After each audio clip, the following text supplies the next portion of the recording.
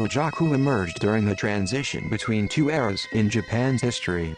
The foreign influence that started to impact Japan's culture marked the end of the Kofun period, 3rd century through 538 AD, and the beginning of the Asuka and Nara periods, 538 through 794. The Kofun period is named after the burial mounds, or tombs, that were created for the elite who were sometimes buried with their possessions. The type of possessions or items that were buried varied depending on the status of the person to whom the tomb was created for. The items ranged from personal items and trinkets to weapons.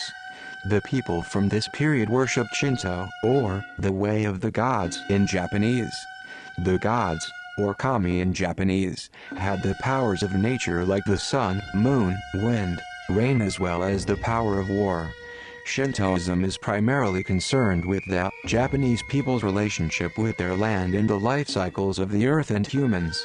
Kofun period 2002. The foreign influence in the 5th century as well as the introduction of Buddhism by the Chinese marked the end of the Kofun period. The Asuka period was marked by heavy foreign influence in Japan.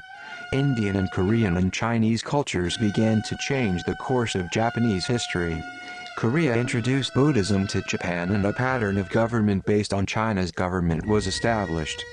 Buddhism was initially opposed but was the chosen religion of the Soga family, which gained a tremendous amount of power and defeated their enemies who opposed Buddhism.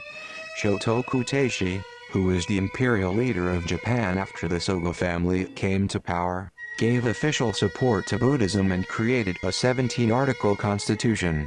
This established a central government and outlined moral precepts, largely Buddhist in Confucian tone.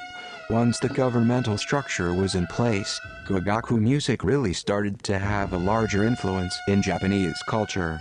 Additional important advances that were made during this time period were written language, coin usage, standardization of weights and measures, and the practice of recording history.